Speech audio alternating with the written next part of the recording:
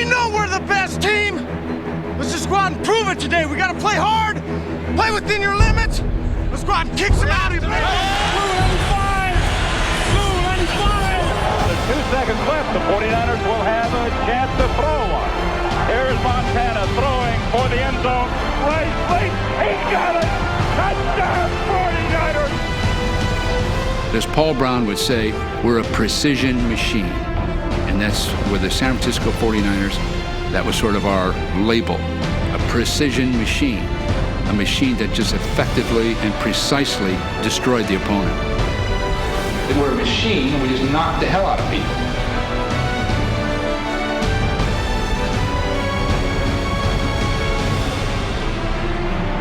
So fasten your seatbelts now. We've got turbulence and plenty of it here at Candlestick Park now.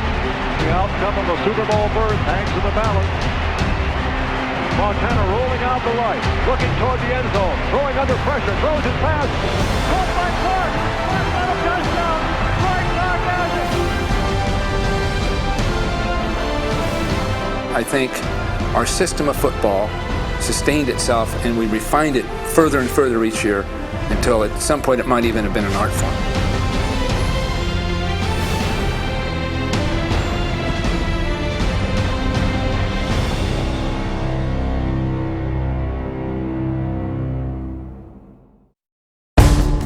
For most of the 1970s, the exit to Candlestick Park led to a dead end. The 49ers were on a steep decline. From 1973 to 1978, they had 5 different head coaches and posted only 1 winning season.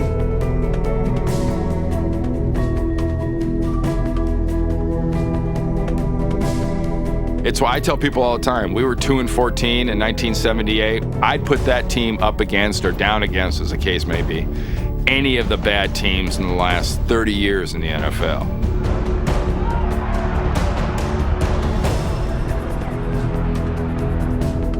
After the disastrous 1978 season, team owner Edward DeBartolo Jr. looked down the peninsula to hire a new head coach. I'm sitting there watching the television, and they're making an announcement. The 49ers have just hired a new football coach, and yes, as we all wanted here in the Bay Area, Stanford head football coach Bill Walsh is the new coach. The innovative 47-year-old offensive specialist guided the Cardinals to a 17-7 record in his 2 years at the farm. A pro assistant for 10 years before coming to Stanford. Walsh's pro career began in Oakland in 1966. He served as the Raiders' running backs coach. I learned so much working with Al Davis, and that was really the start of my career as an offensive coach. Well, I spent 1 year with the Oakland Raiders, and we used the Sid Gilman, Al Davis offense, and it was the most complete offense. And I was fortunate enough to get a start learning that offense. And I took that with me to the Cincinnati Bengals. As an assistant for 8 seasons with the Bengals, Walsh called the offensive plays for head coach Paul Brown. Working for Paul for 8 years was probably the biggest single experience in my life. Holy smoke, Bill. We keep trying that same darn thing and we keep getting knocked in our pride every time. When Brown retired following the 1975 season, Walsh seemed like a natural successor. But Brown bypassed his cerebral assistant to choose someone else. I didn't have any bad feelings or animosity toward anyone. It was one of those disappointments you have in life. In 1976, Walsh served as San Diego's offensive coordinator. 1 year later, he was offered his first head coaching job. I sort of learned my way around head coaching at Stanford. So in 2 years at Stanford, we were very successful. Walsh resigned 9 days after the Blue Bonnet Bowl to become coach of the San Francisco 49ers. In 1979, we expect to have a very competitive team, a team that represents the San Francisco area. We expect to be in every game. We expect our team to play with the intensity that they're capable of. Walsh inherited a team with numerous weaknesses. He won just 2 games in 1979.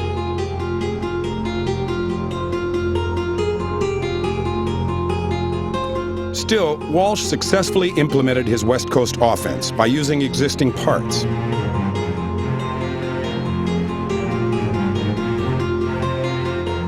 Offensive lineman John Ayers, Randy Cross, number 51, Fred Quillen, and Keith Fonhorst, number 71, formed a solid foundation for the new coach's game plan. Wide receiver Freddie Solomon, number 88, provided much-needed speed.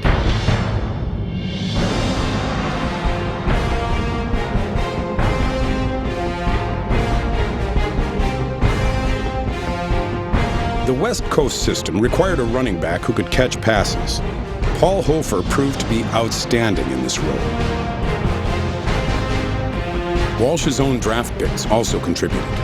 Quarterback Joe Montana and wide receiver Dwight Clark started developing the chemistry that would prove valuable in seasons ahead.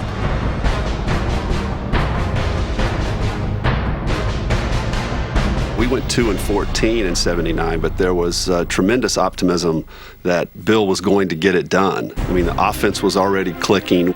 We were losing games close. We were ahead in some games and would lose at the end. We had so much fun. 1979, we're playing teams that literally would just beat the snot out of us. A year ago, 2 years before that now we're playing them, and they're still beating us. But they're beating us, 35-28. We're putting up a fight. And that, to us, that was worth the price of admission. Under Walsh's tutelage, unheralded Steve DeBerg led the NFL in pass completions in 1979.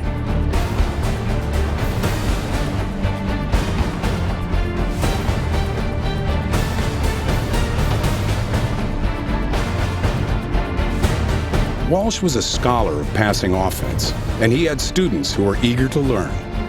The one thing about Bill is that he is just so creative. He listens to suggestions. He is a great teacher, and he relates to people so well. So you're here, 5-step drop, so it's you up. Is there anything that's going to bring me back to Charlie? He's just going to sprint and try to control a strong safety and give decent room to run in that area. But this guy will be playing outside. I don't know what's going to happen to him, but I do know that the changeup will give him trouble coming on the weak side of the formation. We're going to go sprint right, solid, X out. You want to keep going and catch the ball on the run. That's what you'd like to do. Now, Jerry, your pattern to get that done is start in like a slant, just like that. So he'll do that with you. Back to pass, looking down toward the end zone, open to Solomon. He's got it. No one was on Solomon. No one was within 10 yards of him. Throughout Bill Walsh's 10 seasons in San Francisco, he refined the West Coast offense. I really think the West Coast offense is a very specific, sequential approach to football. The essence of it is a ball control passing game. So offensively, the key is to sustain control of the football. And we believe that a short completed pass would sustain an offense as well as a running game, and that if you can sustain your offense with a series of short runs and completed passes, you had then the option of going for the big play. Over the years, this has become what many people think is the most highly effective offense of all time. The great thing about the West Coast offense, it allowed you to run a pattern, but then change your mind and run another pattern.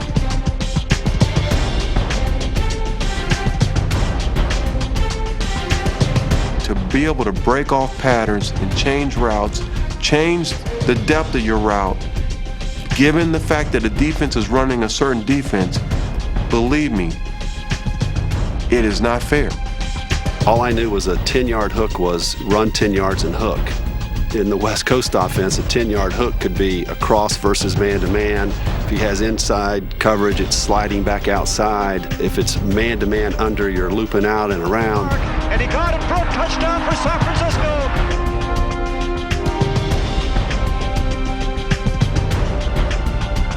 You would get more offensive production out of your quarterback versus play action sort of team who they grind the ball out on the ground and that sort of style, because oftentimes you will throw the ball short rather than run the football.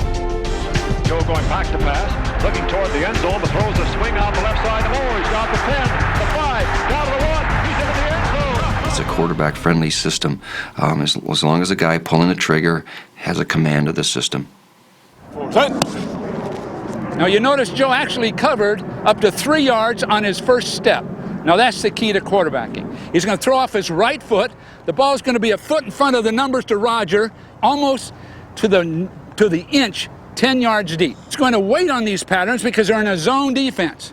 So he's going to take 7 steps and 2 hitch steps as he waits for the defenders to clear to the inside. 3 big, 4 quick, hitch, hitch, hitch, throw. You notice the timing on all of these is almost letter perfect. And these guys haven't played for a few years. Joe Montana was the perfect quarterback for an offense that relied on precision and resourcefulness. At its core, Walsh's West Coast style represented a systematic, disciplined approach to offensive football. I had to learn how to play football the way that Bill Walsh was coaching football, and that was 1 inch at a time. Go out and do what you're supposed to do. I don't want to hear about, I could have gotten deep, I could have beat this guy. If Russ gets 4 yards, the play worked. So we don't need any kind of fancy moves by the tight end. 4-yard gain. You get that out of the play, it worked. Now step toward it and throw it. Very good, very well done. I think it was easy to believe Bill Walsh because he would tell you things that would happen. So if it's not there, you just time and throw it. If I hadn't fouled, though, I had him. Yeah, well, he doesn't have the time here. Now we got to get this thing back. We got to control it.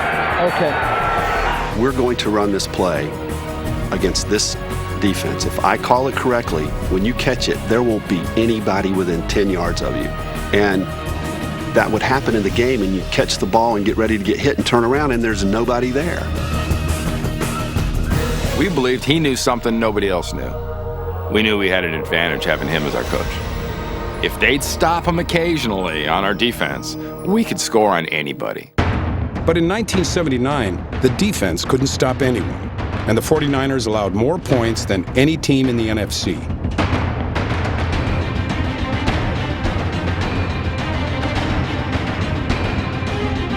Seeking the manpower for a porous secondary was especially frustrating. They had gone through 33 defensive backs that year, and I came in for a workout and they liked me. I signed with them with 8 games remaining, and they had won 1 game.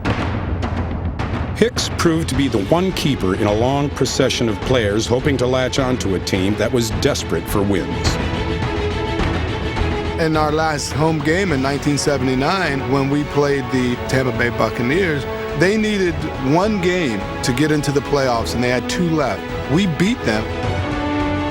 The fans tore down the goalpost. I mean, that was the 2nd win of the season, and they were tearing down the goalpost like we had just won a championship. We had a lot of success that year. We just didn't win a lot of games. As a team, we had a tremendous amount of confidence in what was going on around us and in Bill Walsh.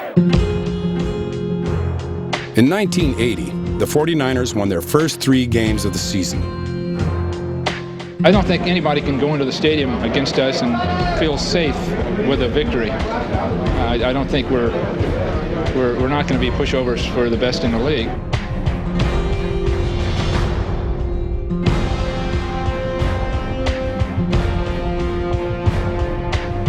But there was trouble ahead for Walsh's young team.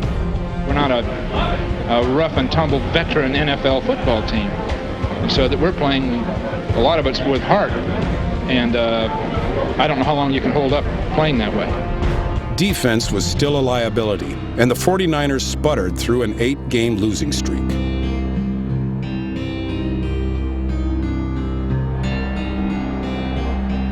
The Niners rebounded to win 3 of their last 5, including a history-making win over the Saints. The Saints were winless, but they jumped out to a 28-point lead at halftime.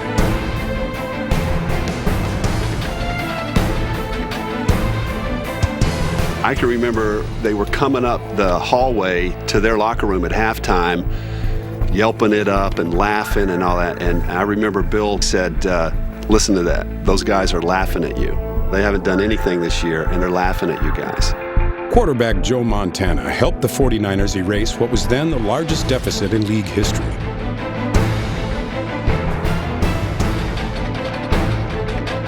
Walsh exploited the Saints' prevent defense with runs by Lenville Elliott and short passes underneath the coverage. One of them turned into a big play. Montana back to throw. Big rush put on. He throws. He completes it underneath to Dwight Clark. He's the 40, the 45. He's the 50. He goes to the 40. It's a foot race. The 30. The 10. The 5. Touchdown 49ers. We score quick, and then we get the ball back and we score again, and all of a sudden we're back in the game, and with this groundswell of enthusiasm and confidence starts coming. Back to throw Montana. He's being rushed. Look out. He throws. He has Solomon open at the 5. Breaks the tackle. Goes the outside. Touchdown 49ers. Freddie Solomon's touchdown exemplified Walsh's style of attacking a defense. Force defenders to come up and make tackles on short routes, then have his receivers try to make those defenders miss.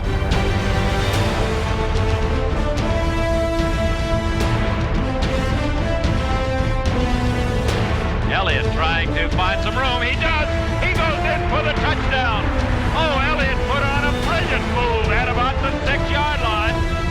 Well, I said at the start of the second half, this was either going to be one of the greatest stories in 49er history or a very terrible football game. It is approaching being one of the great stories. Place kicker Ray Wershing had a chance to win it with a 35-yard field goal in overtime. Montana to place the ball down. It is high, placed down. It's kicked. It is long enough. It is good! Ray Wershing with the greatest comeback the 49ers have made as they win it by a score of 38-35. I feel great. Feel really good. That's a good win, huh? Oh, it's great for this team. I tell you, great for this franchise. Right. You know, it's funny. It's an obscure game in the annals of the NFL, except for the comeback, 2 lousy teams playing. But a lot of the Niners will tell you that was when they started to believe something special was happening with Walsh and Montana. After the game, Bill said to us then, for the next decade, we will remember this game because this will let us know that we can overcome anything. So remember this day. Coming from behind like this could last the 49ers many years from the standpoint those veteran players will recall that they did come from that far behind, and I think give the team a certain amount of poise and confidence in future years when we are behind and must come back and win.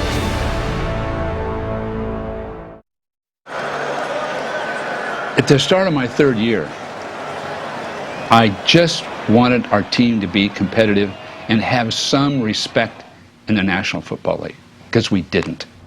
To gain that respect, Walsh's top priority was to fortify his defense. He used his first 3 picks in the 1981 draft on defensive backs. Ronnie Lott, Eric Wright, and Carlton Williamson were impressive in camp. Way to get up in the air. Here we go, Carlton. Get up in the air now. The rookie trio joined Dwight Hicks in the starting secondary. If Walsh's first 2 seasons were about his mastery of X's and O's, season 3 put the focus on his shrewd personnel moves. His greatest skill was player evaluation. I mean, he could look at players and see them in different contexts than the ones they were playing in and say, this guy works. I can do this with this guy and make him far better. He made a secondary out of scratch, which is almost impossible to do with 1 draft. But even with a new look secondary, the 49ers initially seemed like the same old team. That first month of that 81 season was like every other year. It really was. We started 1-2. We went back to Washington. That was Joe Gibbs' first year with the Redskins in 81. And we beat them in a game where Dwight Hicks had a return for a touchdown, Ronnie had an interception, and they just intimidated people.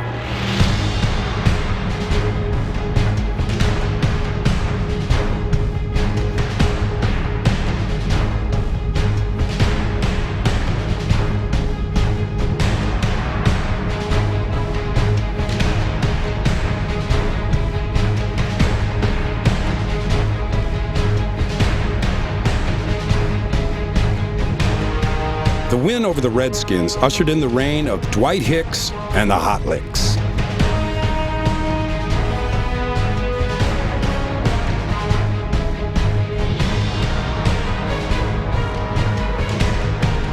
The new kids made an instant impact. Ronnie Lott returned 3 of his 7 picks for touchdowns. Dwight Hicks had 9 interceptions and became the leader of the secondary. 11-year pro Jack Hacksaw Reynolds was picked up during the offseason. The veteran linebacker mentored a defense that was short on experience. He solidified all those young guys in the defense so beautifully, taught a work ethic and a love for the game, I think, to guys who thought they knew how to work and thought they had a love for the game that they didn't have before. As a young player coming in, I didn't realize that being a good athlete had nothing to do with being a good football player. And I just learned how to be a football player around Hack. His approach to the game was one of being a student throughout. He came to every meeting with a shoebox full of pencils. He had a divider down the middle. He had sharpened pencils on one side, dull pencils on the other, and he just kept changing them as he wrote down every single thing that was said in the meeting. And that was a demeaning approach that I didn't know and wasn't used to and didn't think that that had anything to do with being a football player, and I learned that from Jack. Walsh also acquired another veteran in Fred Dean. The pass rush specialist was a force, despite a training regimen that was less than Spartan. One of the first times I met Fred, he's laying on a bench in our weight room smoking a cigarette. And I looked down, I said, "Fred, what are you doing, man?" He says, "Well, I was thinking about lifting weights, but I thought I might lie here till I got over it." Bill Walsh felt that a fourth-quarter pass rush was essential. Dean, a situational player, was always fresh late in the game. I remember there was some talk, he sat out the first few weeks of the season. How ready to play is he going to be? That was like, if you were going to be a cynic, you knocked it because he wasn't ready to play. Walsh was like, yeah, fine, criticize me. Come on, Fred Dean, line up, go do your thing. You know, it's just like, sick him. There's our game plan. Fred, go get that guy.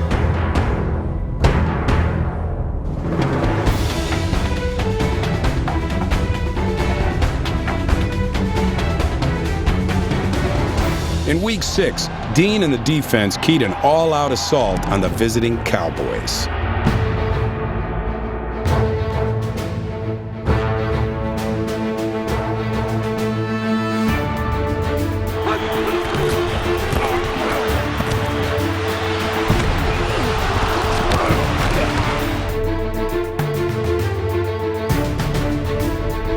The Cowboys had been a model of innovation for 2 decades, but this game suggested that the 49ers were now the most forward-thinking team in the NFL.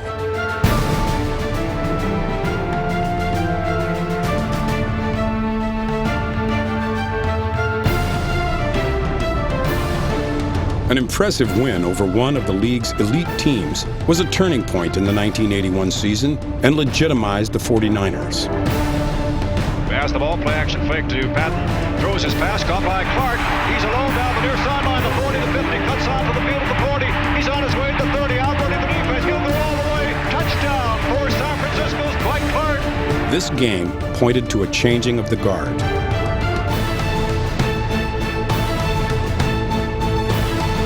Suddenly, San Francisco was hit with an epidemic of 49er fever, and no one wanted to be cured. Bill Walsh's resurgent 49ers became topic A in the Bay Area. Tell Freddie to split about 6 or 7 yards on this thing, and then get his up that field, and you watch that safety, okay? Right. This is a run from slot. This is a red left slot, F left, half back, tackle screen right. What? The cornerback went inside, so I blocked 50. Yeah, you did the best you could. That's a good job. In his first full season as a starter, Joe Montana established himself as one of the game's most exciting players. Montana moving out to the right side, throws a pass, and it is caught by Young. Touchdown for San Francisco. There goes Montana, draw through the middle, goes the quarterback. With 4 weeks remaining in the regular season, San Francisco clinched the NFC West. It's a touchdown for Joe Montana. The 49ers have won the Western Division title. In the divisional playoff, the 49ers won their first postseason game since 1971 as they beat the Giants 38-24.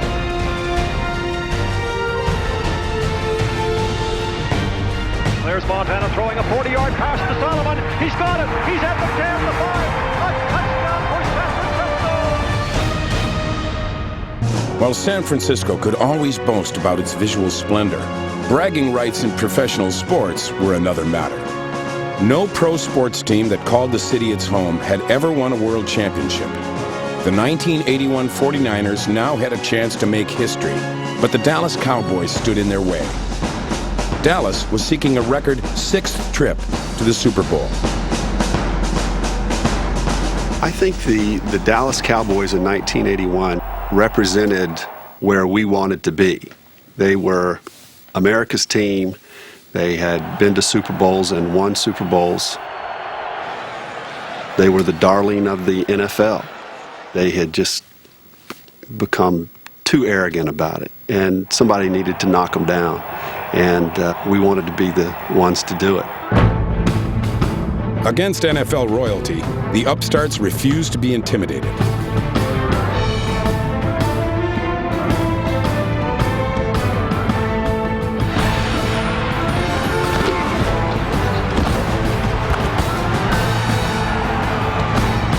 Montana passed for 2 first-half scores, one to Freddie Solomon and another to Dwight Clark.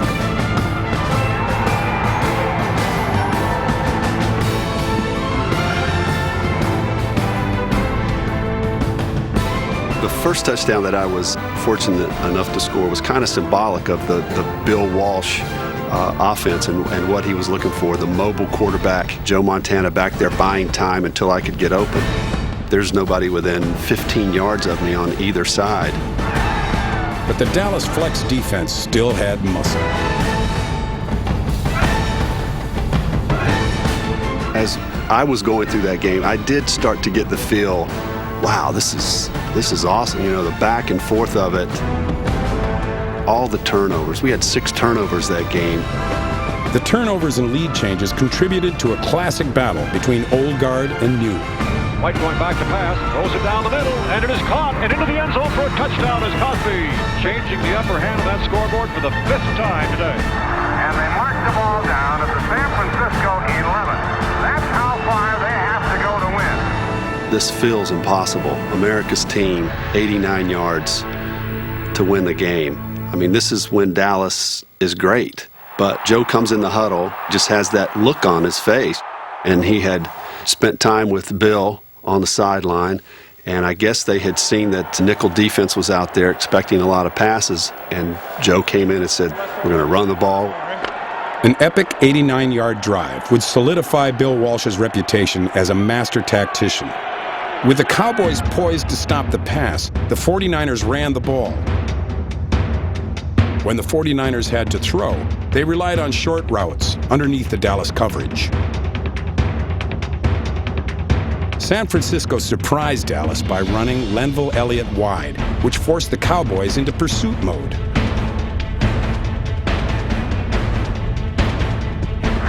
call, but effective.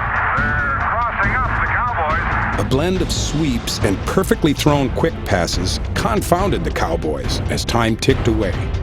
We still got the feeling that, wow, we got them off balance. And then they were pursuing so hard, Bill comes up with the great call of the reverse. See reverse. And the running play, and the reverse to Solomon. Coming around inside the 45-40. He's down to the... About the time that we thought we were going to run it, we would throw it. On first down, he throws to the sideline, and it is caught by Clark at the 25. A brilliant throw and catch.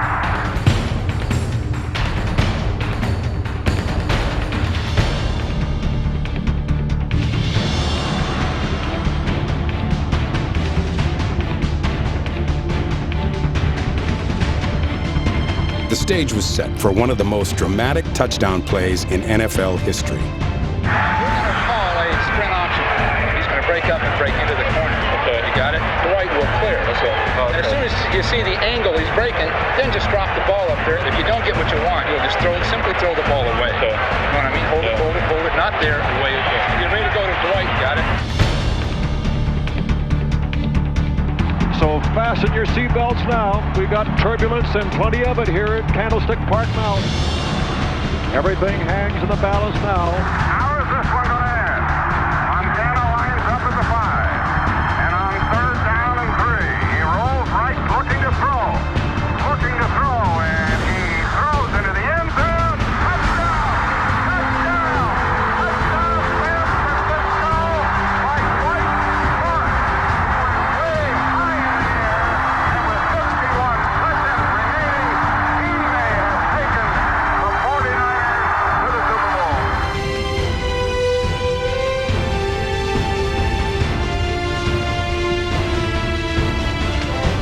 49ers had outmaneuvered the Cowboys with a game-winning play that was called sprint right option. It's called sprint right option. I was the secondary receiver. Freddie was supposed to get the ball. And on our first touchdown, we had run the same play. And Freddie had got in, made a great play. And they covered Freddie up this time. And I'm supposed to slide along the back end of the end zone. And it came wide open. Joe made a great throw. Freddie and I lined up tight.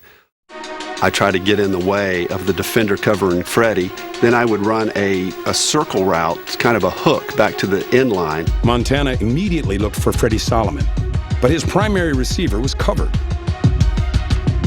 If Freddie doesn't come open right away, Dwight slides in the back, sits there, he sees Freddie doesn't come open, I look at him, and he slides back across the end zone, hoping the defender stays where he did. When it's really an incredible throw under all that duress at that time of the game, because it was right at the exact spot that I could get high enough for, but not too high.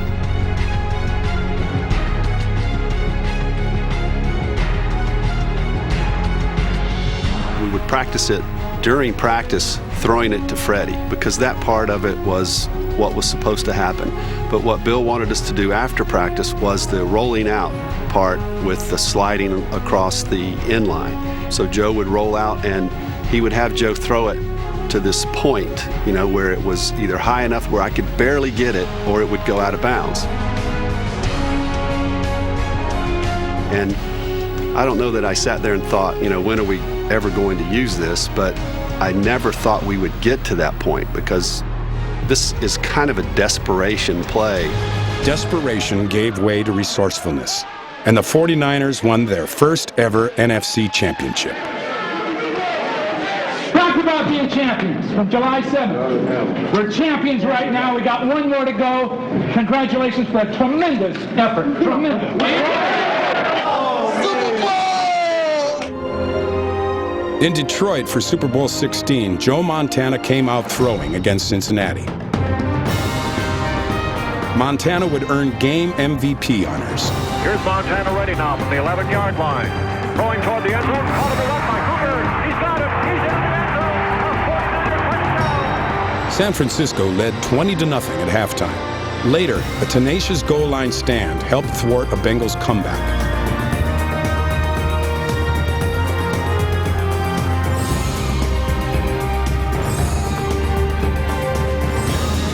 A pair of fourth-quarter field goals by Ray Wersching sealed a Super Bowl win that signaled the start of a dynasty. Bill Walsh and his staff and a team that compounded pro football observers throughout the year, winning week after week, and then sweeping the playoff victories over the Giants and the Cowboys, and now their ultimate triumph of the year, beating the AFC champion Cincinnati Bengals in the Super Bowl. You're the world champ. Did you ever doubt it? No! I don't know if there'll ever be another team like that team. Why do I say that? Because Joe Montana wasn't Joe Montana. I wasn't Ronnie Lott. We didn't have what the Dallas Cowboys had. We didn't have any primetime players. Man, but what we had is we had heart. Looking back on it, that was Camelot. That was Camelot. That was the greatest experience for everyone involved that they'll ever have in their life, to go through a season like that.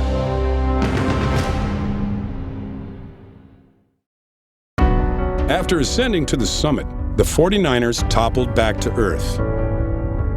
We won a Super Bowl as a very young team in '81. We came back the next year and didn't even make the playoffs. A lackluster 1982 campaign suggested that the 49ers were a one-shot wonder.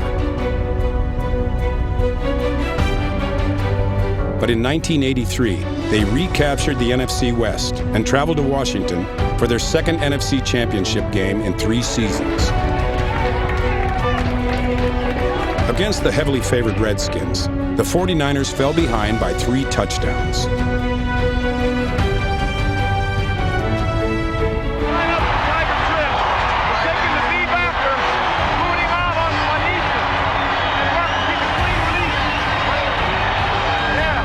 In the fourth quarter, Joe Montana threw for 3 scores to tie the game.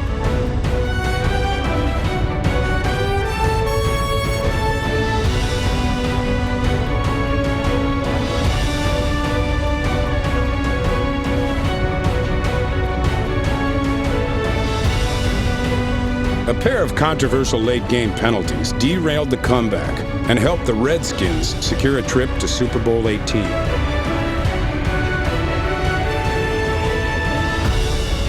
In a demoralized locker room, team captain Dwight Hicks put the loss in perspective. I just looked around and some guys were crying. We felt cheated. I told everybody to gather around and I said, this hurts. And I said, don't forget it. I said, remember this feeling because we don't want to ever feel like that again. Those feelings after that game and the things that were said after that game lasted the whole offseason. That was the longest offseason because we couldn't wait to get back to playing again to make this thing right. A new level of commitment was evident in summer camp.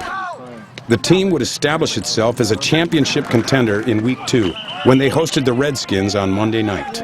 This is just like the Super Bowl as far as football is concerned. I don't think anybody's ever going to have a bigger game than this one this time of year. And so you've got to look at it as a big game in your life right now.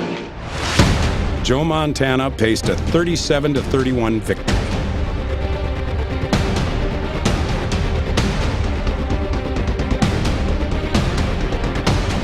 Montana drops back to pass. He's running out of the right side. He's got some running room over there. If he can't find a receiver, fakes once, runs, drives into the end zone. Touchdown, 49ers! 4 weeks later, another Monday night game, this one against the Giants, gave the undefeated 49ers their 6th win in a row.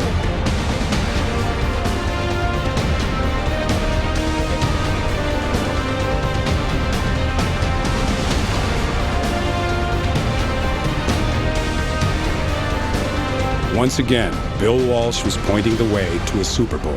Earl, if you got a choice, go that way. Yeah, because then if he misses the tackle, you can step through his tackle, you're by yourself. Okay. When you come underneath, you got all the pursuit coming back toward you. Play off, Dwight. Yeah, read what you see.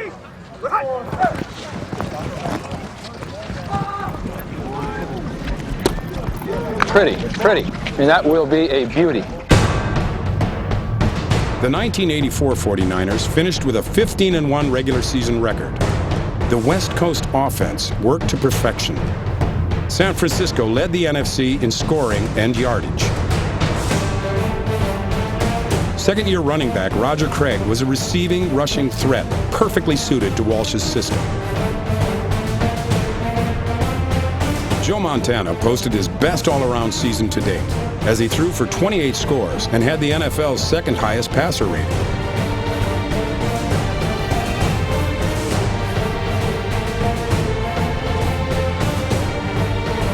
Like all of Walsh's teams, the 1984 49ers were quick, mobile, and able to out-hustle bigger opponents. Because of these qualities, Bill Walsh's 49ers were always known as a finesse team. Well, the finesse label, I think, came because we had an excellent short passing game and an excellent running game offensively. But really the strength of our team statistically over the years was always defense. The defense especially resented the finesse label. Everyone thought that we were a finesse-type defense. But we had a defense that could hit you and beat you up. We had guys that would come up and knock the crap out of you.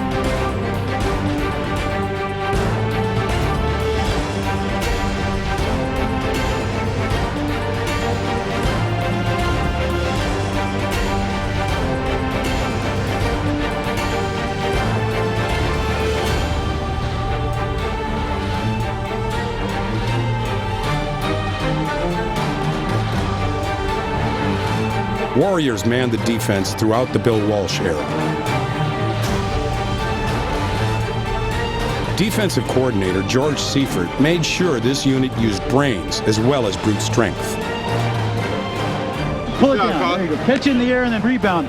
His defenses were just as elaborate as Walsh's West Coast offense, and his schemes were just phenomenal. Our base defense was the 3-4. Then he would change up to something we called the elephant defense, where it was a base defense, but 4 down linemen instead of just 3.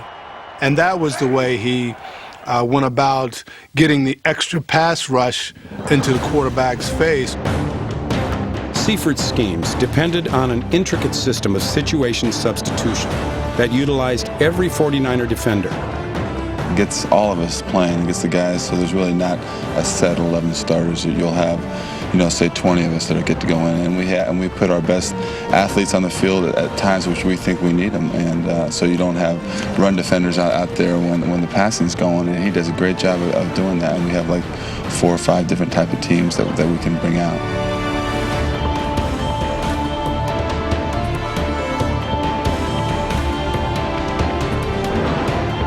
The 49er defense was a two-fisted outfit. This was due to a mindset promoted by a head coach who was well-versed in the pugilistic arts. The whole idea of our team was to beat the other team to the punch, even by 1 inch or 2 inches. Be there before he's ready. Now, where does that come from? From the sport of boxing, from fighting. You beat the other man to the punch. The key to this thing will be getting a jump on every play, beating them by 6 inches, just on everything we do. So we just continually hammered a philosophy, a feeling, an atmosphere of explosion and movement, explosion and movement. Attack him. Get him before he can make a move. Get him before he's ready to make a move. Sell out on him. Never stop your feet and think you've got position on him. When we take that field, just like Marvin Hagler, the minute you take that field, we unload. Full bore. That's just the way we play the game. Anybody that knows the game of boxing, if you jab somebody in the face enough times, eventually the guy's going to get frustrated. Anytime you go to the body and you punch people, eventually the arms are going to come down. That's Bill Walsh. That's how he attacked you. He wanted to really look at different ways that he could beat you to the punch. All our defense was predicated on beating you to the punch. In 1984, the defense led the NFL in fewest points allowed. George Seifert's creative deployment of all his defenders was instrumental to this unit's success. Each week, it was someone else coming out with big plays. And that's because we played the team concept and team defense better than any team that ever played in NFL history. In the divisional playoff at Candlestick, Joe Montana threw 3 touchdown passes. The defense displayed more fury than finesse.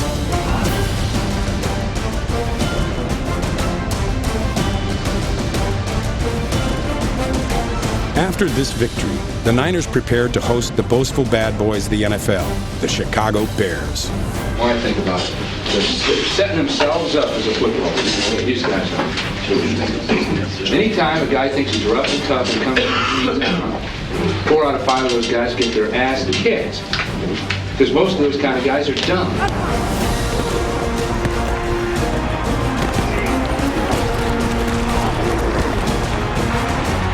San Francisco registered 9 sacks in a shutout win.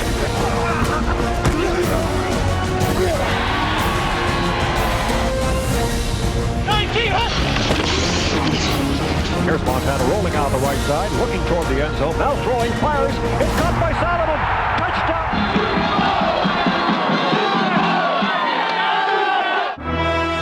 Super Bowl 19 in Palo Alto was projected as a passing duel between Joe Montana and Miami's record-setting Dan Marino.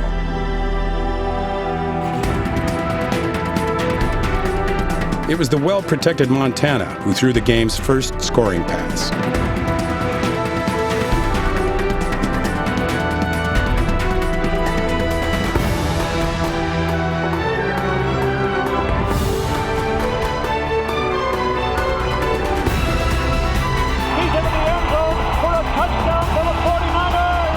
Fantastic. You know, they talk about Marino having a great arm, and I'll tell you, nobody could have thrown that ball any harder and on target than Montana did that to him. Marino and Miami head coach Don Shula exploited a defense that was out of sync in the early going. Shula did a hell of a coaching job. He saw that we platooned a lot. So he waited till our base defense was in the game.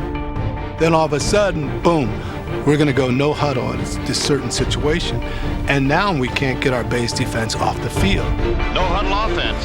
They come up the line of scrimmage quickly again. San Francisco cannot adjust his defense.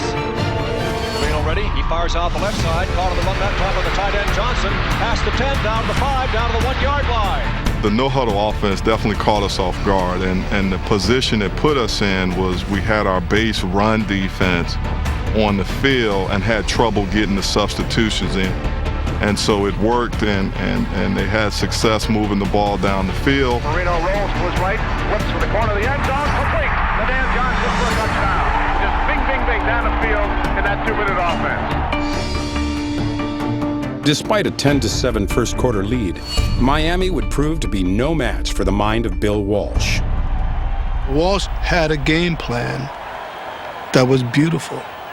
And he had one of the greatest quarterbacks that ever played a game to orchestrate it. Joe Montana engineered 3 consecutive touchdown drives in the second quarter.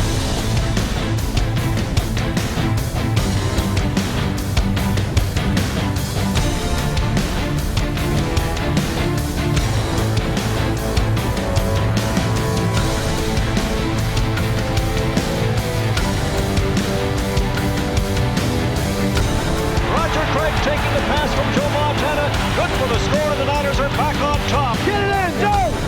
Montana drops back, short drop, fakes once. He's going to run it himself. He's into the end zone. Touchdown! As the offense moved up and down the field, the defense, now playing exclusively in their nickel package, made sure that the Dolphins wouldn't do the same.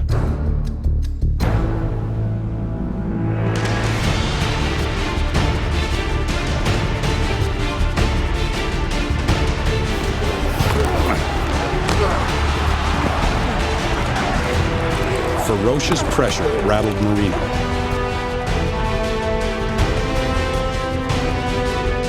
I think that maybe that pass rush is starting to put some heat on Marino and forcing him to do just a little bit of what he didn't want to do, throw quicker than he would like.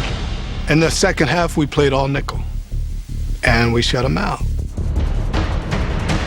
I felt that if we'd have played all nickel the whole game, there would have been a good possibility that we could have shut them out. Then it would have even been a game. They were hitting his ass. And you start doing that to a quarterback in the NFL, I don't care who you are. It'll make you look very ordinary. From the 28-yard line, Marino drops back to throw a pass. He fires to the goal line, and it is intercepted. Picked off by Eric Wright. E-Rod, hell of a play, man. Way to go, E. Way to go, baby. In leading the 49ers to a record-setting offensive performance, Joe Montana won his second Super Bowl MVP award. And the Miami defense just cannot cope with the 49ers now. Going back to pass on 3rd and 10, Montana. Looks over the left side, caught by Craig on the way to the end zone, and Craig goes in for the score. With their 18-1 record, the 1984 49ers were the best team of the Bill Walsh era, and one of the most dominating teams in NFL history. Game ball. Coach Bill Walsh. That team had so much chemistry. We were a very confident group of players and believed in each other. And I feel that's why we were so successful. Best team I ever been associated with.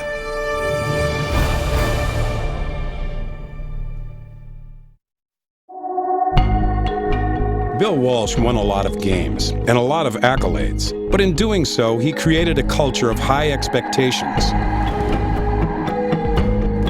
When those weren't met, praise gave way to blame. Just like George Bush or anyone else, and you find the person you can identify and you go after.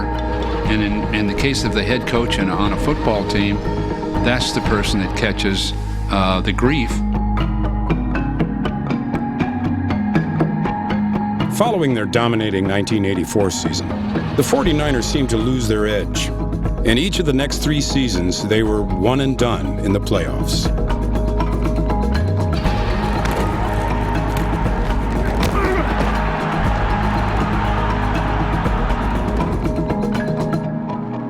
as a coach, you just do anything you can to avoid losing. I mean, winning is great, but to me, winning was a 0 during the season, and losing was a minus. The only plus came if you had a great season or if you were golfing in the off season. And so you're just desperately fighting off losing. And when you lose, it's devastating because you don't know if you lose this game, you won't lose the next one. We've had this taste in our mouth one too many times. I don't want to have to suffer through this any more than you do. I don't want that sick feeling of losing a game that you should have won or could have won. That sickening, lousy feeling. Subpar performances incurred the wrath of the 49ers' mercurial and demanding owner, Edward DeBartolo Jr. Eddie was a very passionate person and very volatile. He would come in and let his presence be known sometimes and was quite effective. Because we had that much success, there's added pressure to win. And not only to win, but win big. Winning was expected, and obviously through Bill's approach, through our ownership's approach, it became something that was demanded. Despite the pressure from upstairs, Walsh was known for keeping his cool. But that was only the tip of the iceberg. If I was cool, it was during the game and I had a job to do. And I had to be cool. I had to retain my focus. I had to concentrate because my decisions had to be made every 10 seconds. And if I became emotional and ran up and down the sideline yelling at the officials, I wouldn't be doing my job. The players knew what my job was, and that was to call the plays and direct the team during the game. Tell Freddie of 16 snake, he's got to run a go pattern and get that damn safety to rotate. Okay, we're going to run our sucker pass right. Sucker pass right. Now, if you'd have seen me on the practice field or in the meeting room, then you might have seen a different personality, totally different personality. I put the play in, Paul. You correct me on the field. I put the thing in upstairs. Now I'm being told by you what the to do. Let's go. Bill Walsh was great at establishing creative tension within his team. He liked keeping everybody on their toes. We say we're going to hit people before they can hit us. We bought Dan better do it in the ball game. And in this game, it didn't show up once in the whole game. I don't think it showed up once. But we got there before they did. Not a shot. Wait a minute, just wait a second. The halfback crosses that way on a double circle out? Right. Well, let me... Fullback goes to the flat. Fullback goes to the flat?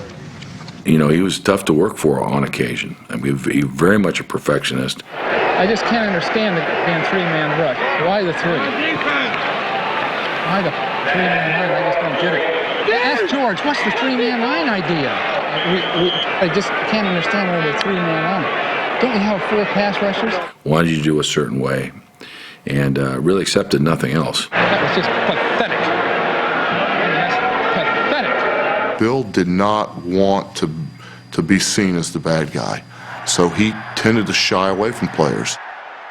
Some might call it aloof, but that was his style. It was just another way that he was different than all the other coaches out there.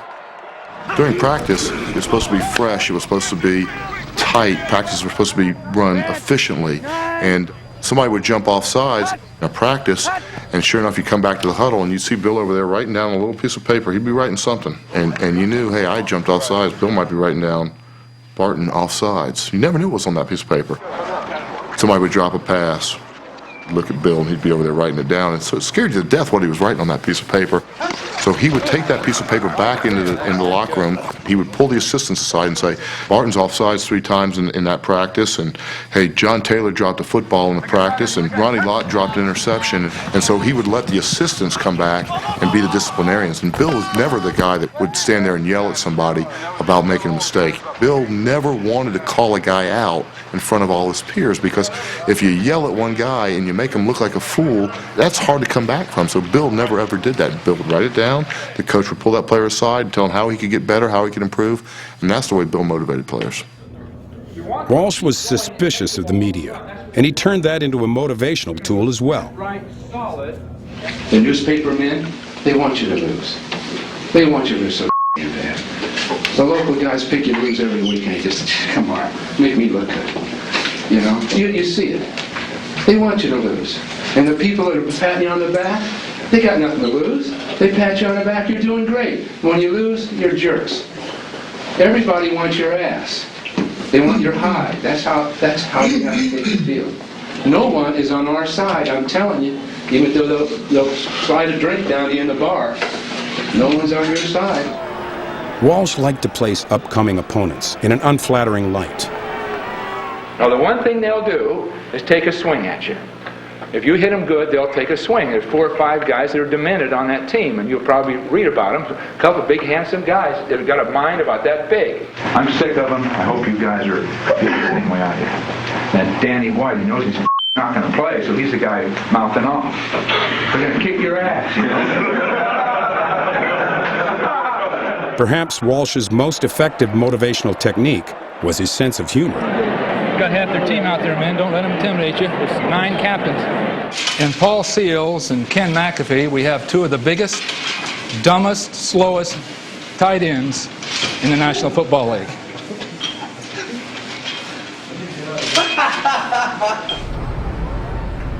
In Detroit, Walsh disguised himself as a hotel bellman as a way of lightening the tense buildup to Super Bowl 16. I think I have a good sense of humor. At least I try to demonstrate it. You've got to have everybody 100% fresh for this ball game. Somehow you've got to be fresh. In some cases it may mean a lot of sex, in others none. I don't know. When it's all said and done, you come out with that Mercedes that's 8 years old, about 14 pair of leather shoes, and 6 or 7 silk suits, and man, what after that? Good stereo system, you got that. What else do you have? A lot of good memories, but man, those kind of memories only last about, some of you about 4 or 5 minutes. So, if you can get everyone to laugh together, you can get everyone to get very serious together. Wait a second. The halfback crosses out. Walsh's greatest skill as a leader was getting all of his players to share a common cause. I think that was the genius of Bill. He thinks it's his great X's and O's and stuff like that. But it was his ability. It was his ability to bring people together. The minute a man signs with the San Francisco 49ers, he's a 49er. And he's treated exactly the same as a 10-year veteran. Everyone was treated equally. When we were rookies, he said, guys, I need you, and we're not going to put rookies in positions where they're going to get hazed. We're not going to allow that to happen. And the reason why, we can't. We can't afford it. We can't waste our time distracting our rookies. We're not going to make them get up and sing songs. We're not going to tape them to the goalpost. We're not going to do anything like that because that's not the way that you want to be treated. We have an approach to football that relates to a group of people accomplishing something. And it seemed to work out. and that's basically the difference in our ball club, and it was this past season, and that of our opposition. We are just better put together than the damn LA Rams. It's that simple. I know they all want to win badly, they want to beat us, but damn it, they can't do it because we play better as a unit than they do. Other people have some strengths. We've got 49 guys. Remind ourselves that every play is a critical one, and that we're all involved, 49 guys. That the 49 guys were ever changing for 10 seasons was further testament to Walsh's leadership ability. Walsh was the last great coach of the pre-salary cap era. He never had to deal with turning over his roster for any reason other than talent. The most persuasive evidence of Walsh's skill in replenishing the 49ers with fresh talent was this. Only 6 players from the 1981 World Champions played on the 1988 World Champions. On offense, there was quarterback Joe Montana, backup wide receiver Mike Wilson, and lineman Randy Cross.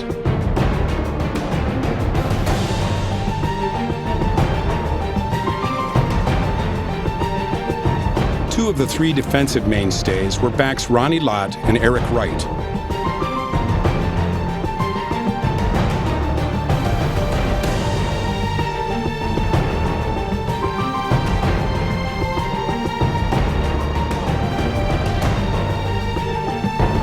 Linebacker Keena Turner, number 58, rounded out the group of players who dodged the axe that Bill Walsh wielded with such steely-eyed efficiency.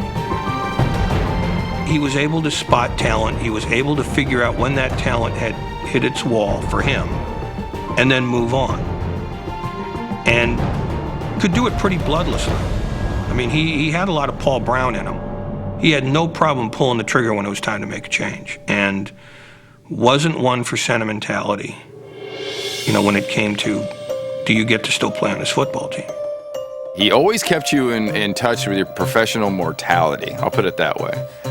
And he was always able to point out how valuable you were to him and his team, and sometimes that didn't always translate to your ability to go somewhere else and actually do the same thing. There was no status quo. There wasn't paranoia with the Niners. There was change. Bill Walsh believed in change, and the changes he made helped produce 3 Super Bowl champions in 10 seasons.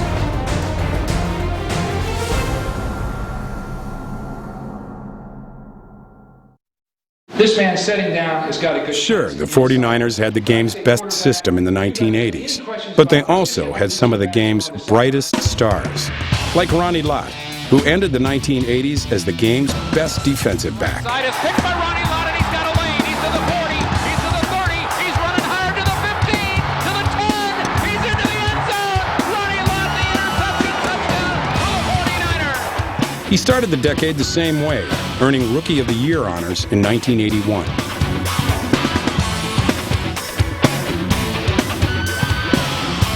He was a genuine sensation, intercepting 9 passes, returning 4 of them for touchdowns. More than a mere ball hawk, Lott was a game changer. A 10-time Pro Bowler, number 42 was also the Niners' all-time interception leader. All this while mastering not one, but 2 positions. Everyone associates him as a safety, it seems, and they forget about those years that he made so many huge plays as a corner, and the majority of those plays were just laying people out. Oh yeah, he could hit too.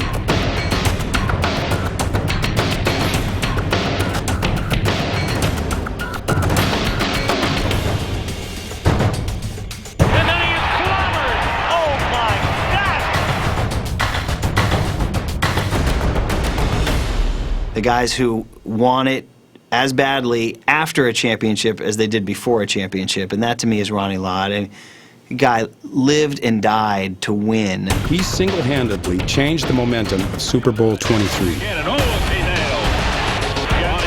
jamming up and really put a belt on it. Everybody sold out this week. Everybody. Damn, it's great, isn't it? You saw it time and time again that he would want to be the guy making the big hit. He would want to take on anybody, anytime, famously going face mask to face mask with Phil Simms.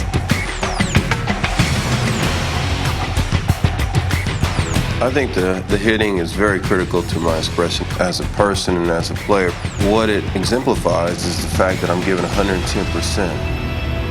Some people play with heart, some people don't play with heart. And I'm sure you have some consequences that go along with that, but you don't worry about that at the time. You have to find a way to give a little bit yourself. Running into somebody that's much bigger than you, or just, doing something to sacrifice yourself for the team. Those weren't empty words. In the 1985 season finale, Ronnie Lott's right pinky was crushed so badly, its tip required amputation.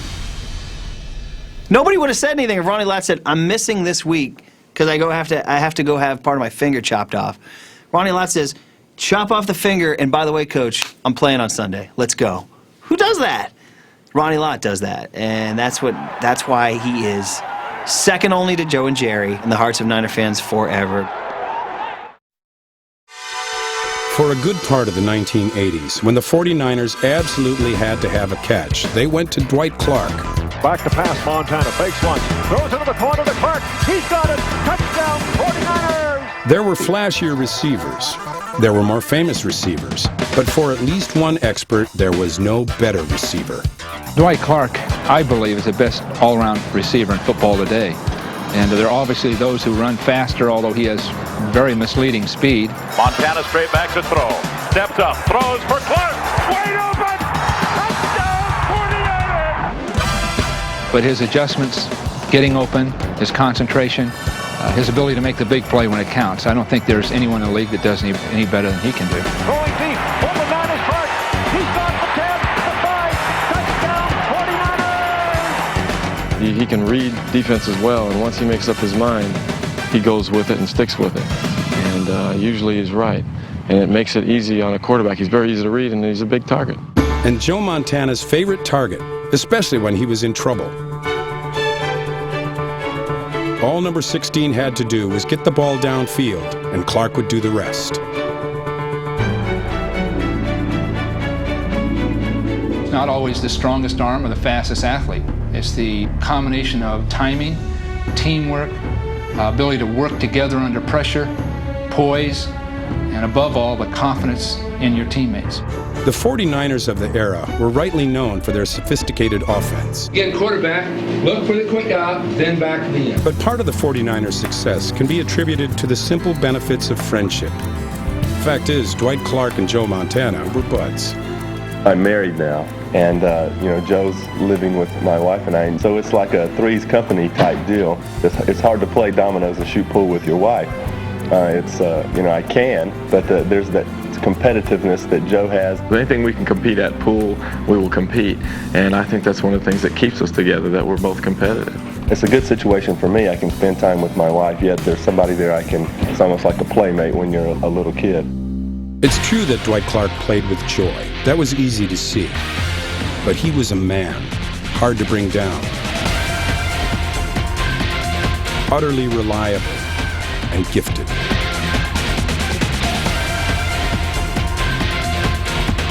Great hands, of course, but he had more.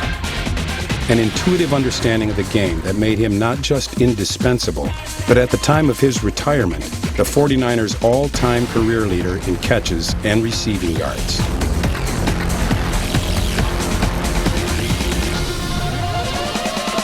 Montana's ready. He's going back to pass. Looks to the right. Throws in the right corner.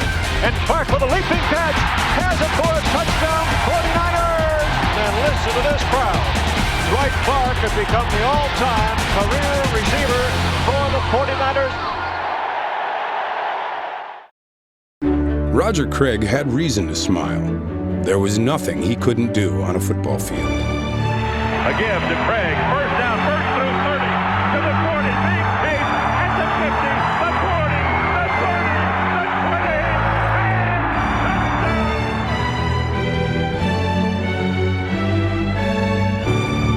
20, If you're a sports fan, right, you're all about pioneers or history makers, guys that you remember. And Roger Craig, rushing for 1,000 and receiving for 1,000, set a new standard in the NFL. He broke the mold of old running backs. You have to look at it as one of the most historical seasons ever. I don't think he gets enough credit for that season. He's not in the Hall of Fame. I think he should be. The year was 1985. And there's good reason the double thousand had never been done before. The game had never seen a back quite like Roger Craig before. What makes Roger Craig so special is his heart. He plays as if he has a heart of a lion. This is where Roger Craig's unique motivation and desire enters into the Niner dynasty. He brought to them this whole new way, which is this insane motivation and drive. You could tell by the way he ran, by the way his eyes would bug out whenever he had the ball, and the way he broke tackles. You talk to guys, and that's one thing that they say, I hate tackling that guy low because those high knees hit me in the head, in the chest. You couldn't bring him down. And Craig craved contact. It seemed a point of pride. He wasn't just faster and more agile than anyone else. He was tougher, too.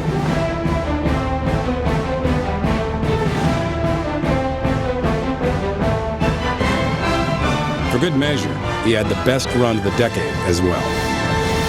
There's almost no way to describe it other than when you were 10 or 11 years old and there was that one guy at the playground who could never ever get tackled, and he would come running at you and you were terrified, and you and 3 friends would try to gang tackle him and he'd burst right through you.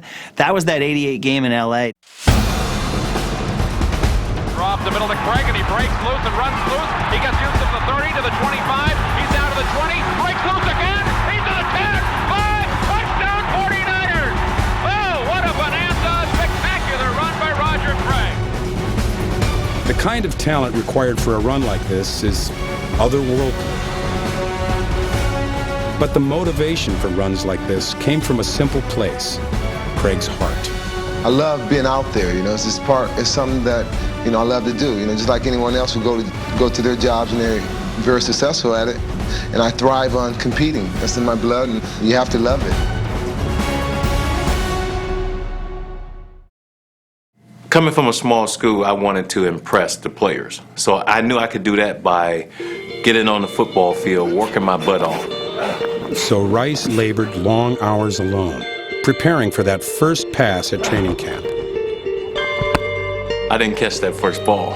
I was dropping balls, and I really felt really uncomfortable just being around those guys. But, Joe made me feel comfortable. He just kept telling me, "You're going to be great." Rice made sure of it by studying the Niners' offense until he knew it cold. And I got the system down. Then after that, Montana, he told me that I added like maybe 5 years onto his career because I could catch that little slant and go 95 yards. He sure could. Montana, quick pass, left flat to Rice, cuts inside, beats Gordon. He cuts up the middle, he's to the 25, he's to the 20, and 5, touchdown 49ers! The way I worked during practice, I would catch a ball and I would sprint 60 yards or more. And at first, those guys thought I was just trying to show them up. But I was conditioning myself to, once I got into a game situation, it was just instincts. I did it over and over again. I didn't have to think about, I caught the ball. What should I do with it now? When number 80 got the ball, there was never any doubt. And truth be told, there was never anyone better with the ball after the catch than Jerry Rice.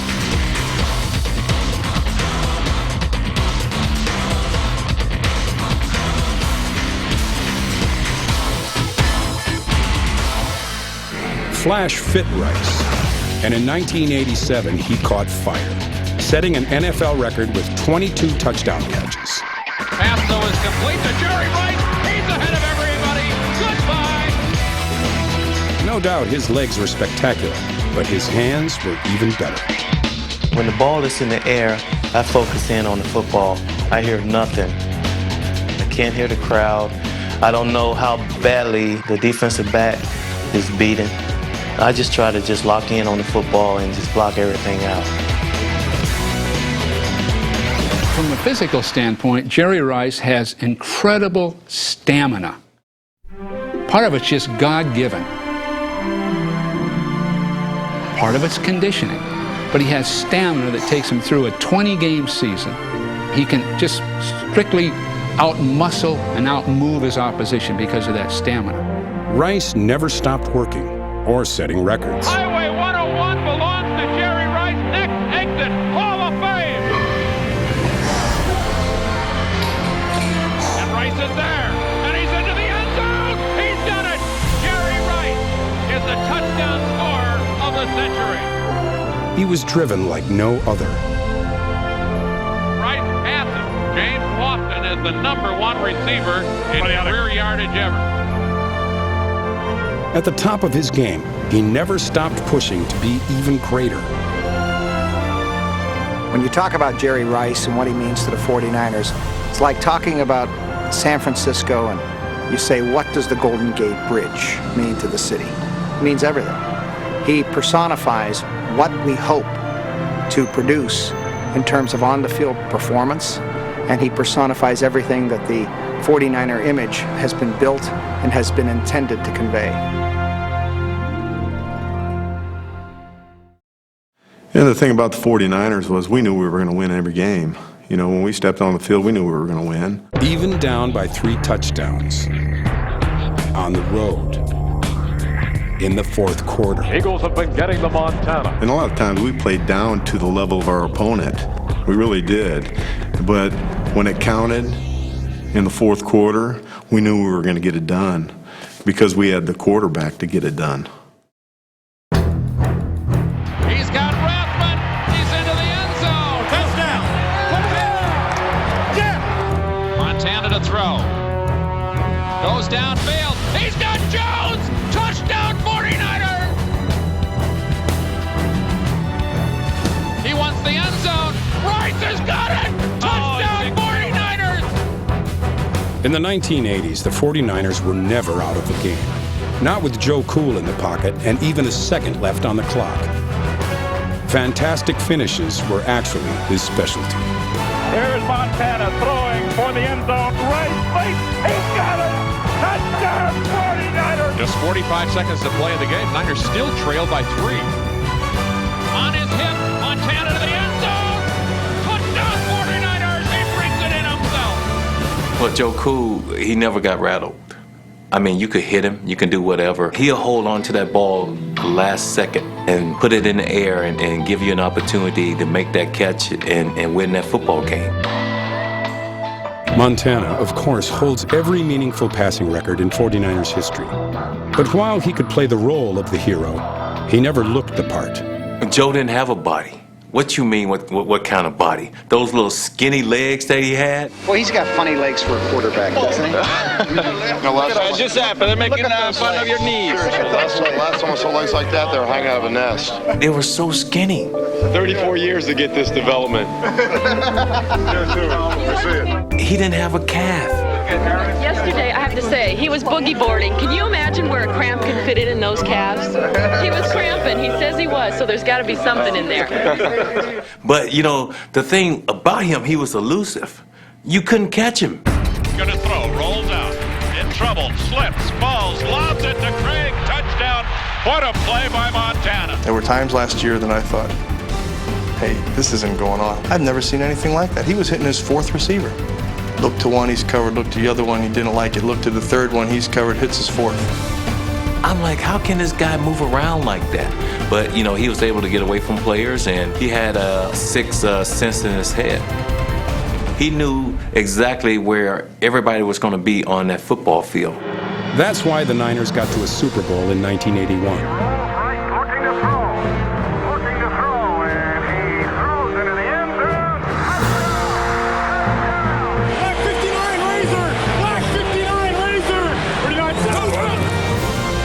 Won one in 1989.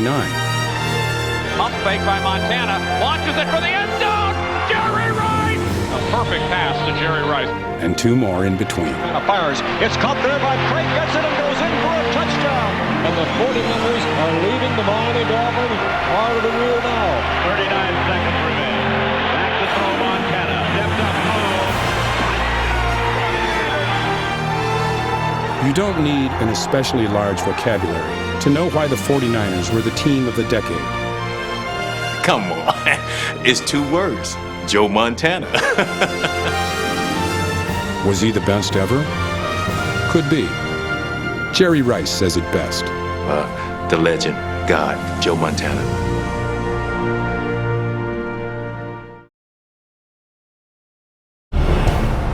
The 1988 season ended in Miami and Super Bowl 23. But it really began not that September, but in the 1987 divisional playoff game against the Vikings. The San Francisco 49ers, owners of the best record in the NFL at 13-2, tops in both offense and defense. The Niners 11-point favorites today, and the pick of most of the experts to win it all again. The Niners didn't just lose. They looked bad doing it. It was inexplicable and all but unbearable. Well, the playoff loss to the Vikings in '87 was probably the most traumatic experience I've had in sports. Don't expect kind words from the newspapers. They'll be on this one for months. But who the hell are they? The question was, who were these 49ers? They had fight and a lot of their old pros. But there were new hands on deck, ready to help a team battling age, injury, and the heavy burden of expectation. success was only measured by winning Super Bowls. It was not, we got to the playoffs, we won 8 games, hey, I was all pro, I went to the Pro Bowl. It was, hey, did you win the Super Bowl? And if you didn't win the Super Bowl, hey, you know what, it was a terrible season. In 1988, every week was a test. Against the Giants in Week 2, Steve Young subbed for an ailing Joe Montana. Going to be caught. Fumbles the ball again. The 49ers have really self-destructed in this first quarter. He didn't look good. 49ers trail it 17-13. A 49er win was going to take a miracle. 58 seconds on the clock. They have to go 77 yards. Or at least a cameo by Joe Montana.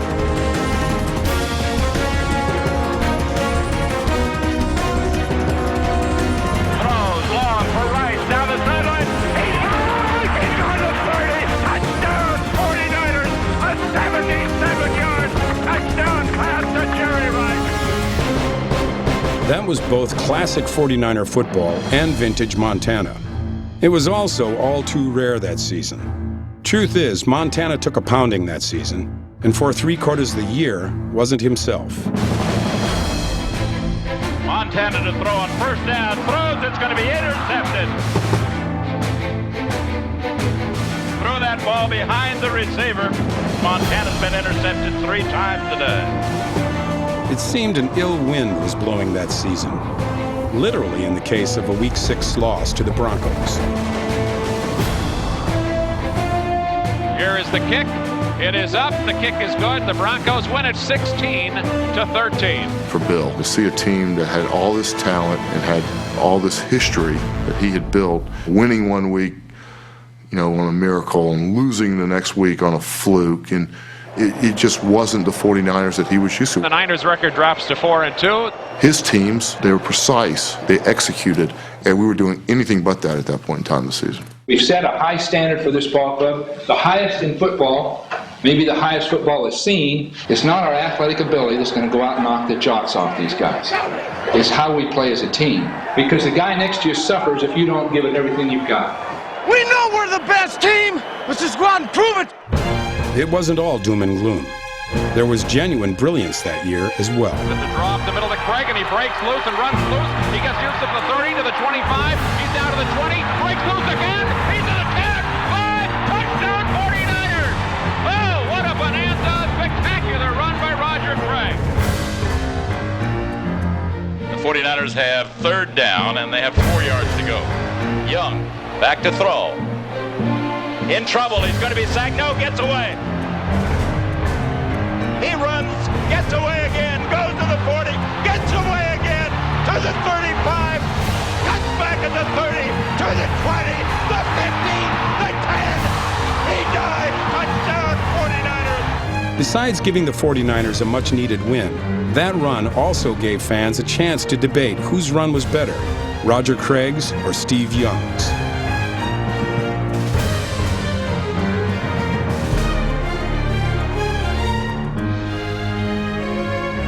Fitting that Young stumbled, because in 1988 the Niners were always picking themselves off the deck, including after a disastrous trip to Chicago.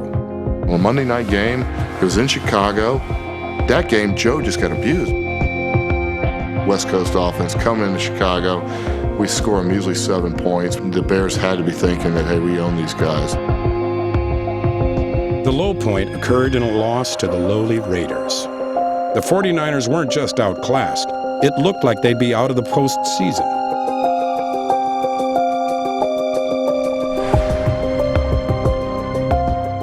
There's no way we could make the playoffs. We're in a pretty tough division.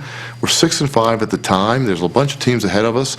And Ronnie gives one of the most impassioned speeches, really, that I've ever heard. It's really the screw the coaches meeting. Hey, we know more than they do. We're better than this. Let's see what we can do. Guys came out of that meeting united and cheering for each other and pulling for each other. Once the team got together, they got on a roll, and no franchise ever rolled as beautifully as the 49ers of the 1980s. Back to the 5-yard line, taken by Taylor. Comes to the near side. Now tries to go back the other side. Is pulled down, gets away, goes to the 10, stumbles the 15, jumps over right at the 20. He's on in front. The 30, touchdown 49ers, a magnificent return. Montana looking for the quick throw, pumps, fake looks, gonna run into the goal line, and touchdown 49ers. Well, everything was in sync following the Redskins' victory. There isn't any question about it. Our players felt that way. Our defense felt they could stop anybody.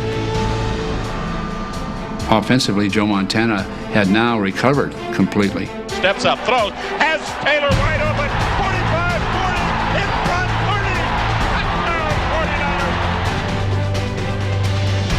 49ers. 4 straight wins earned San Francisco the division title and a rematch with the Vikings. I think everybody was looking to play the Vikings. That would have give us a chance to redeem ourselves somewhat from that loss the previous year. They didn't just beat the Vikings, they whipped them. Looks, throws, touchdown, right. 49ers take a 21-3 lead. By now, there was a sense that this team had what it takes. They weren't about to let up. The teams that have beaten another team by a big margin have come back the next week and played terrible. And that is not going to happen to this ball club.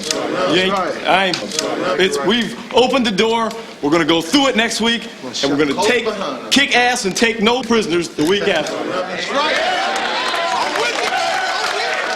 It's not cold enough out here. The weather is going to be a factor here today with a minus 25 chill factor. It was 26 below wind chill, and it was the coldest any of us had ever experienced. I mean, so cold that the mist in the air off of a player's breath was so thick that you couldn't see. It's freezing. Nobody wants to admit how cold it is. Didn't matter. California cool looked right at home. There would be no repeat of the Monday night debacle earlier in the season. He gets away at the 40. It's a foot race. They won't touch him. It's touchdown 49ers. The minute Jerry Rice caught the touchdown pass, we were in business. Montana back to throw.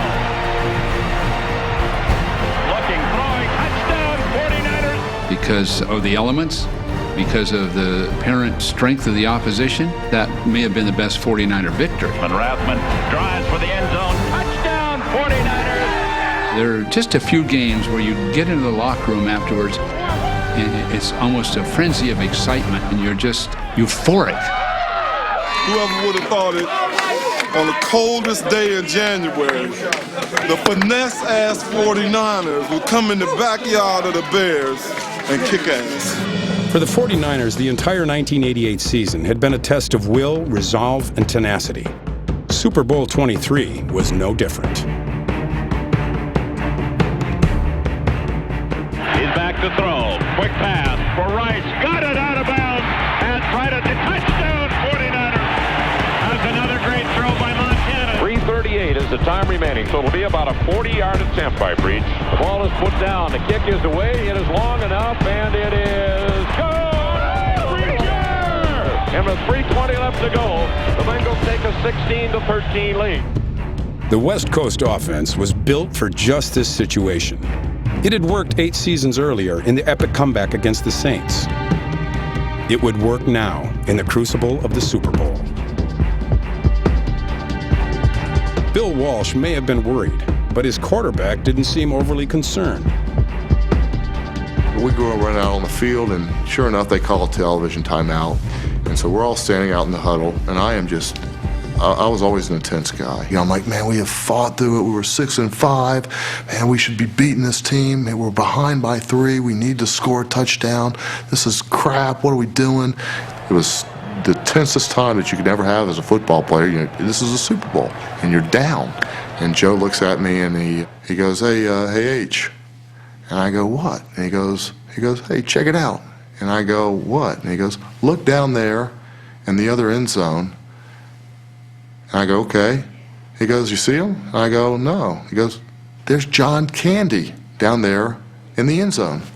And sure enough, the whole huddle turns around and looks down there, and there's John Candy eating popcorn at the other end of the stadium. And we're like, yeah, that is John Candy. Look at that. And then the official blows a whistle, and the play starts. The 49ers have a long way to go.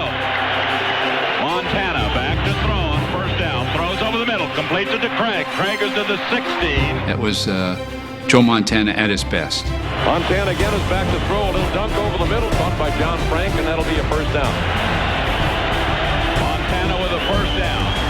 Two receivers near side. Joe back to throw. Steps up, throws. Out here for Rice. He has it. And Field goes out of bounds. Two wide receivers near side. Montana to throw. Completes it up the middle to Craig. At one point, Joe looked at me and gave me a timeout signal, and I waved him off. I didn't want to take a timeout there. And he did it again. I waved him off. I had no idea he was hyperventilating. Montana trying to drive him the length of the field here with the game in the balance. 16-13, the Bengals lead. Montana back to throw. Throws over the middle. A fine catch by Rice. Rice into the 20. He's down to the 19 for a first down. 52 seconds remaining. 50 seconds. Joe back to throw. He completes it to Craig. He's down to the 10. At the 10-yard line. 39 seconds remaining. Back to throw Montana. Steps up, throws.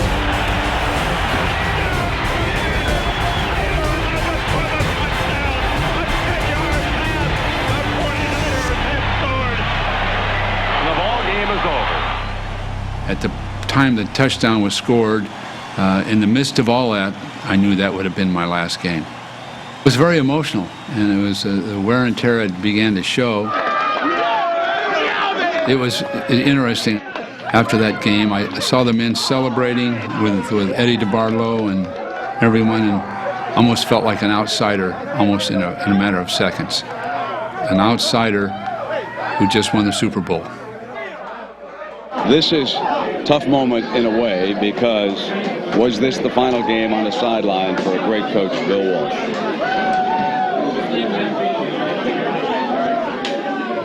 That was when I stepped away. Emotional moment right now with the coach down here inside the locker room. Thank God my son was there with me, and we sort of embraced and got through it.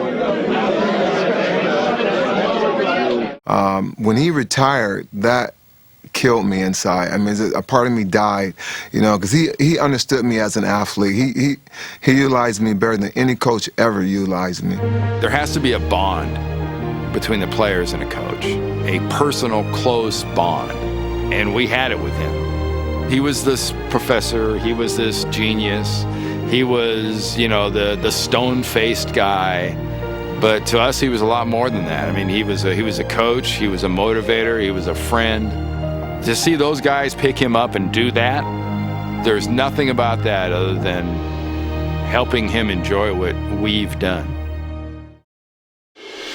In 1989, George Seifert was named head coach, fully aware that he had a special duty to continue what Walsh had started. Well, I feel fortunate. I mean, Bill developed a tremendous organization here. You know, I've inherited something that's to be cherished and taken care of. Seifert kept the Niners on top that year. Craig sweeps to the outside. He's into the end zone. Touchdown 49ers.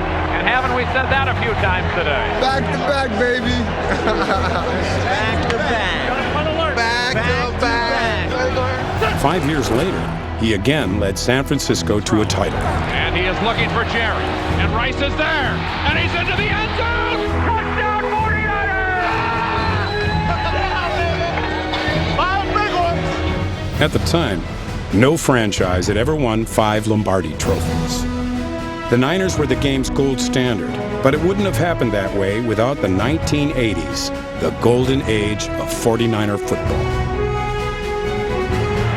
The 49ers with 3 Super Bowl victories in the 1980s. Even in the process of winning World Championships, you don't have time to look up and enjoy it. As soon as one's over, you're looking for the next year. And now as you reflect on it, wow, I wish I'd have enjoyed it more, because those were the truly golden years.